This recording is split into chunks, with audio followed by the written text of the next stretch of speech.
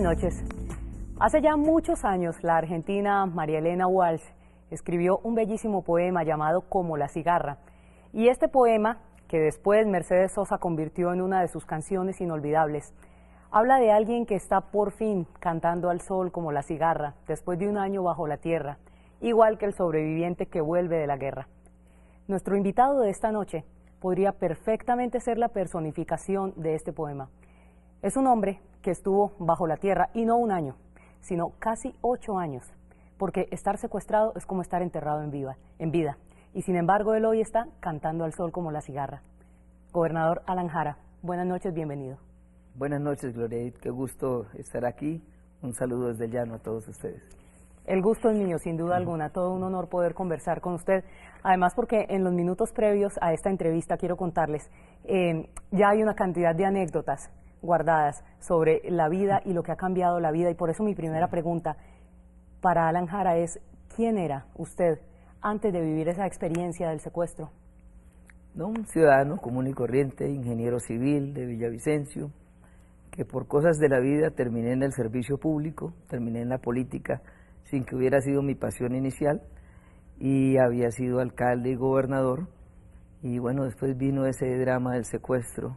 Me secuestraron cuando iba en un vehículo de Naciones Unidas, sí. Y fueron pues 2.760 noches de un horror, pero que hoy yo solo tengo palabras de gratitud con mi Dios, con la vida, de haberme permitido esta hermosa segunda oportunidad.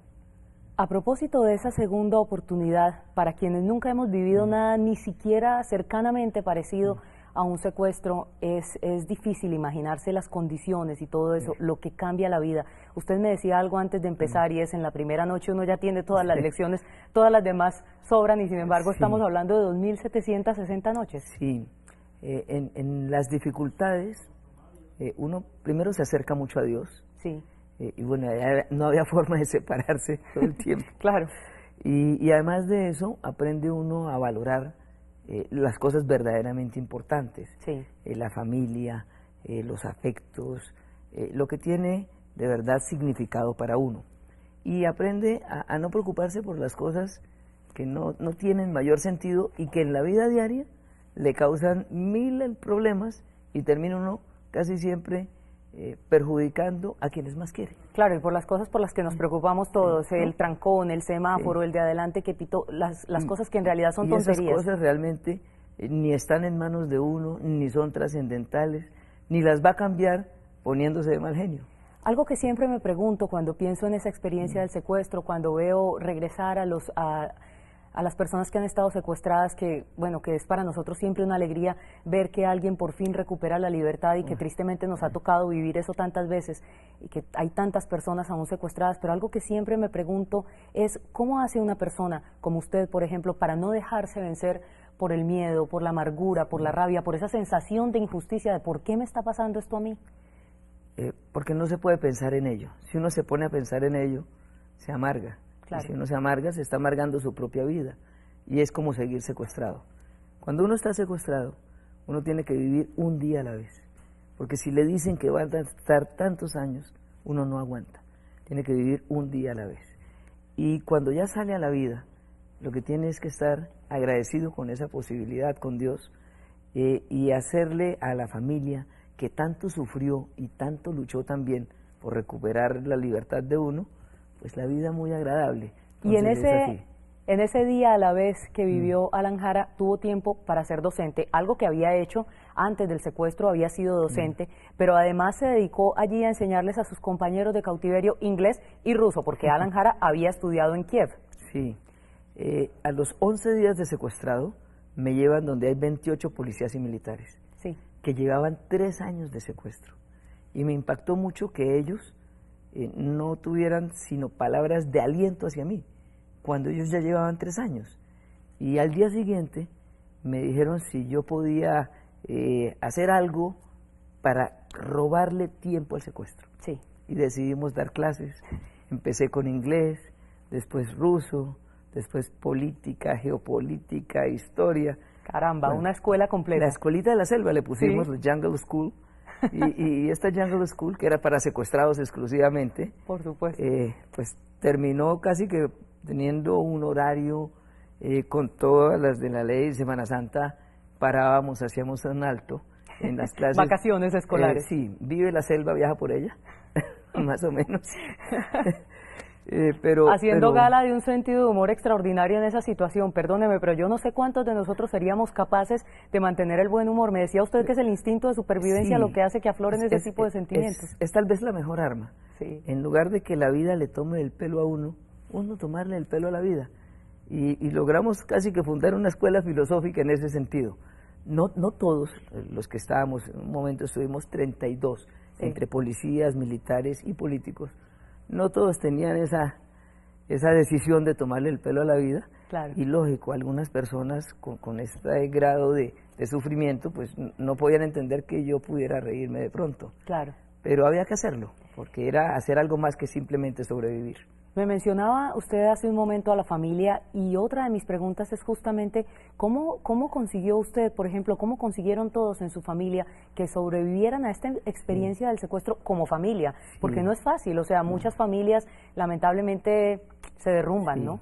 Sí, esa es otra tragedia que enfrenta el secuestrado y la familia, que al regresar a la vida, estando aquí, termina como idealizándose a la persona que se quiere. Y el que regresa de pronto no es ese ser idealizado. Y estando uno allá, está congelado en el tiempo y cree que no ha cambiado nada.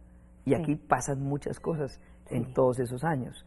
Entonces, como lo definió mi esposa Claudia, tal vez con mucha precisión, es una nueva vida con un viejo conocido. Qué belleza de definición. Sí.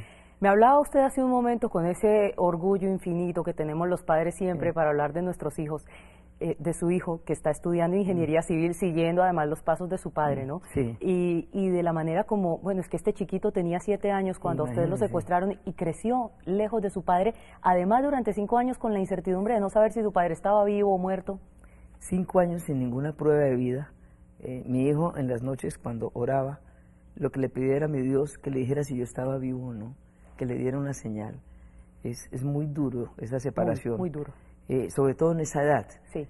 Por eso para nosotros es un orgullo. Claudia hizo un extraordinario trabajo, digo yo. Sí. Y es un orgullo pues que él sea hoy un muchacho universitario, en segundo semestre de ingeniería, que haya podido superar todas esas dificultades divinamente. Bueno, Alan Jara pensó cada día de su vida durante el secuestro en su hijo, por supuesto, en su esposa, en los seres queridos, pero además hay algo muy lindo y es ese momento en el que tiene usted la oportunidad de escribir por primera vez a su familia y usted quiere decirle a su hijo todo lo que no ha podido decirle en 5 años. Sí, pues yo empecé, cuando nos dieron la posibilidad de sacar una prueba de vida, empecé a escribir en un cuaderno que nos dieron. Yo llevaba como 30 hojas ya. Cuando dice la guerrilla, no, sale una sola hoja. Caramba. Y todo lo que yo le quería decir a mi hijo, los consejos, desde los 7 años hasta los 14 que tenía en ese momento, no los puedo hacer.